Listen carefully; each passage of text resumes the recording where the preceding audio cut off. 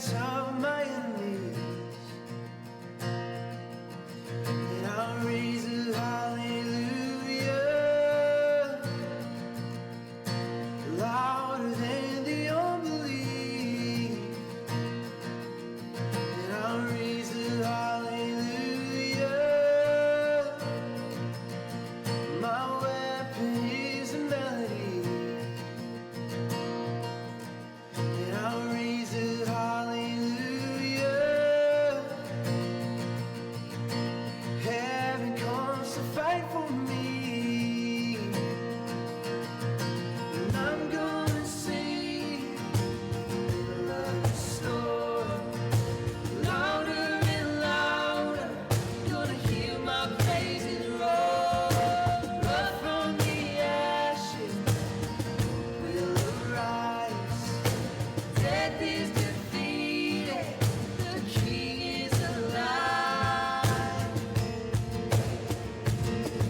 I'll raise a hallelujah with everything inside of me. I'll raise a hallelujah. I'll watch the darkness flee. I'll raise a hallelujah in the middle of the mystery. I'll raise a hallelujah. You lost your hold on me, and I'm gonna sing in the middle of the storm, louder and louder. You're gonna hear my praises roar up from the ashes. Will arise. Death is defeated. The King is alive.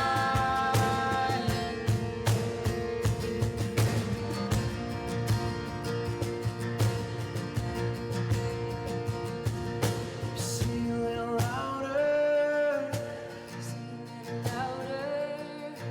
Sing a little louder. Sing a little louder. Sing a little louder.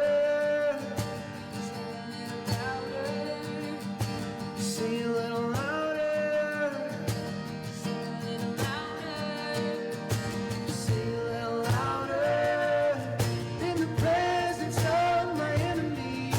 Sing a little louder, louder than they don't believe. Sing a little louder. My weapon is a melody. Sing a little louder. Heaven comes to fight for me. Sing a little louder. I'm gonna sing in the middle of the storm, louder and louder. You're gonna hear my praises roar up from the ashes. Hope will arise. Death is defeated. The King is alive. I'm gonna sing in the middle of the storm, louder and louder. You're gonna hear my praises roar up from the ashes. Hope will arise. Death is defeated. The King is alive. I'll raise a hallelujah. I'll raise a hallelujah. I'll raise a hallelujah. I'll raise a hallelujah.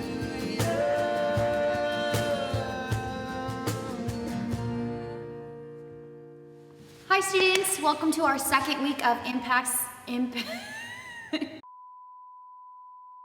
Hi students, welcome to our second week of Impact/Real Life Online. We're so glad you're here with us today, and we hope you guys are all doing well. We're going to have Sam, one of our youth interns, come and share a message with you, and we hope you enjoy it. Students, we're going to play Would You Rather.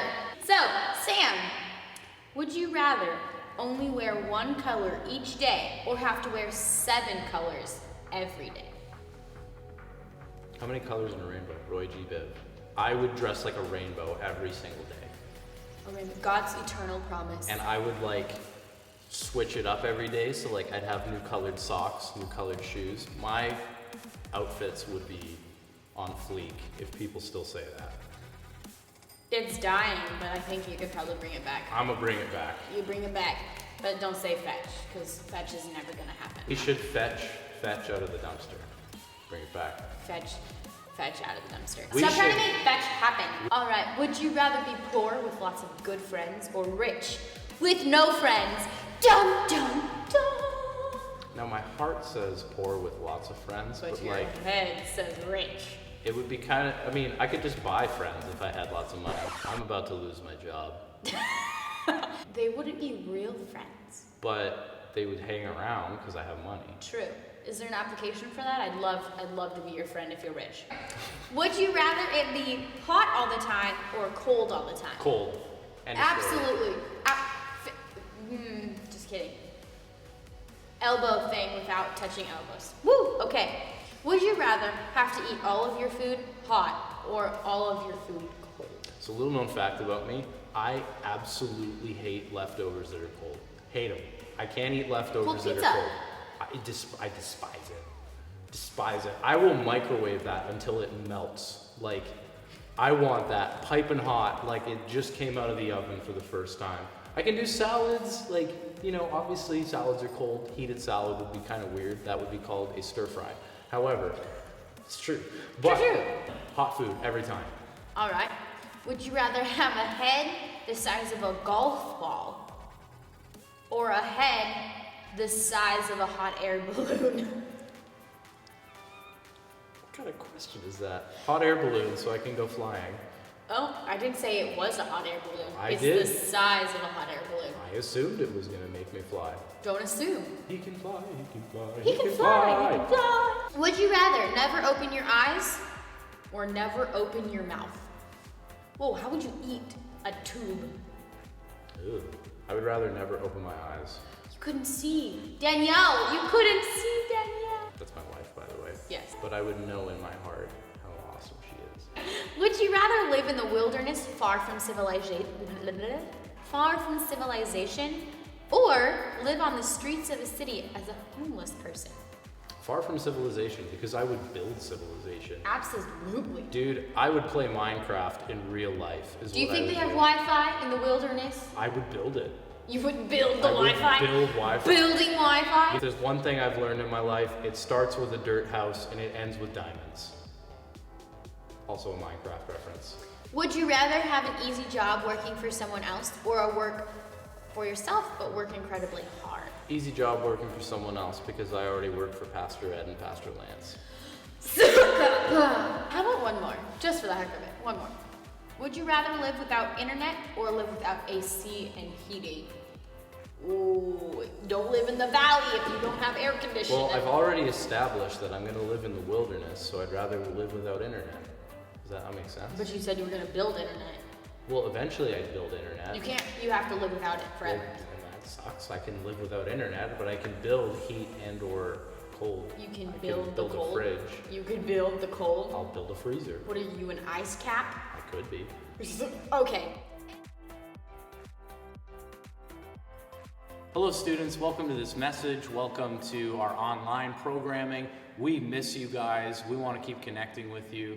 I'm talking with my hands today. Shout outs to Pastor Jason Crabtree here at GateWay Church. But you know, there's so much uncertainty right now. There's so much he said, who said, news said. You know, it's so hard to distinguish what's really going on out there.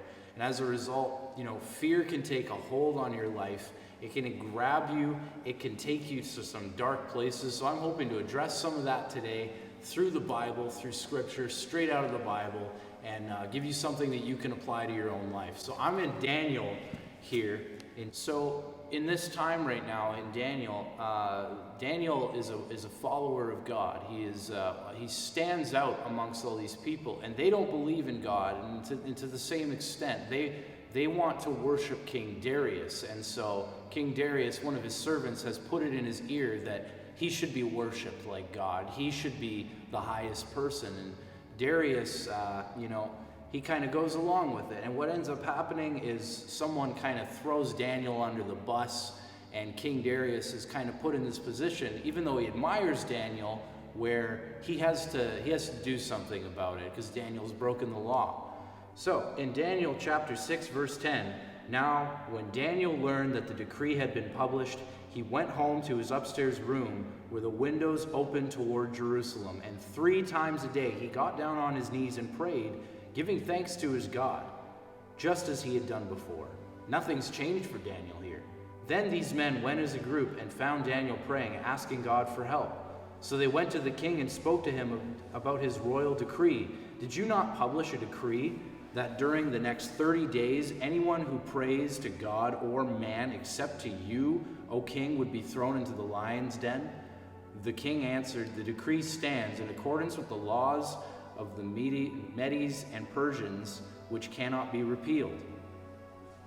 Then they said to the king, Daniel, who is the one of the exiles from Judah, pays no attention to you, O king, or to the decree you put in writing. He still prays 3 times a day.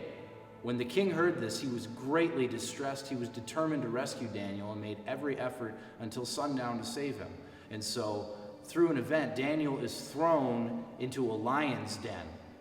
So in verse 16, chapter 6, verse 16, so the king gave the order, and they brought Daniel and threw him into the lion's den.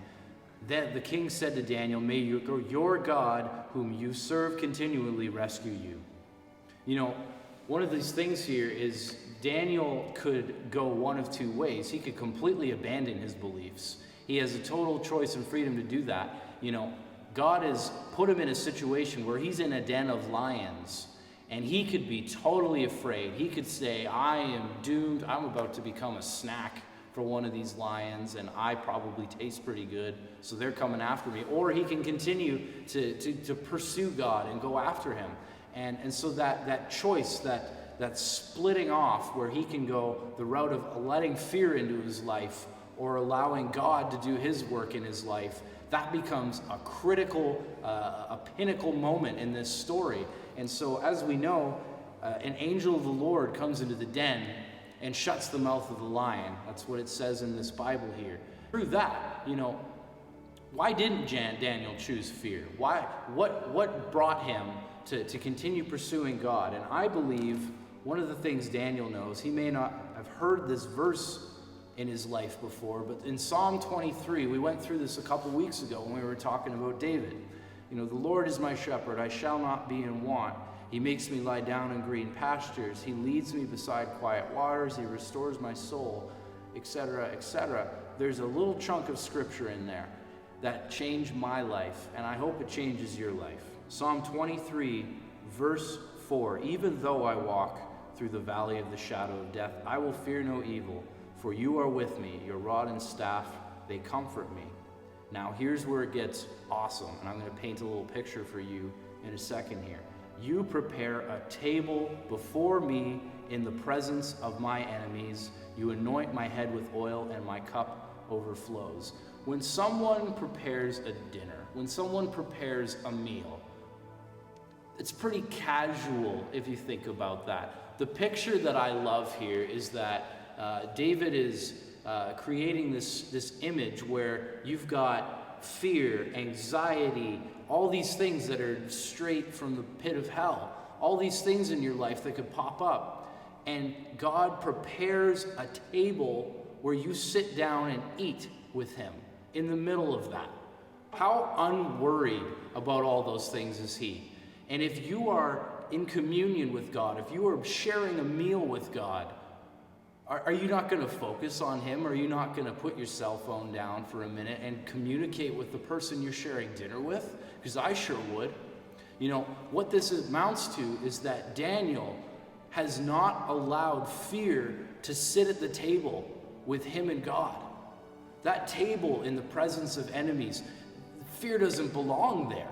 It doesn't. And so Daniel knows that God is in control. Daniel knows that he is in communion with God, and through that, God will deliver. He might end up in the mouth of a lion and be a snack, or God will deliver him, and he did. He did deliver him. That's the difference. And so that picture, you prepare a banquet, a buffet, an endless amount of food that's going to take me hours to finish. We're going to focus on eating here. We're going to focus on community, communion with me and my Father in heaven. I'm not worried about that other stuff. It doesn't get to sit at the table with me and God. It doesn't get that opportunity. And that's what I recommend you do. Build your foundation of your life on God. Build the foundation of everything you are on God, because if he doesn't deliver, so be it. So be it. At the end of the day, you still have your God in heaven. If you build your foundation on fear, anxiety, all the things of this world that can go wrong, when they do go wrong, you're left with nothing. Nothing. Sit at the table with your Father in heaven today is what I recommend you. Dig into the Bible a little more. Go through Psalm 23. The Lord is my shepherd. A shepherd guides his sheep. He takes care of them. He loves on them. The Lord is my shepherd, and he's your shepherd too. Take care, guys. All right, students, we hope you enjoyed yourselves with the great message and the little bit of fun. Now you know some weird things about Sam. He would dress as a rainbow, he would live in the wilderness, and try to build Wi-Fi. Anyway, we just want to remind you that during this time, we love you. We're here for you. If you have a prayer request, we encourage you to email one of us, text us if you have the number, DM us on YouTube or Instagram and Facebook. We're here for you. We're still working and we're trying to stay connected with you. So if there's anything we can do for you, please let us know. We'll see you next week. Bye.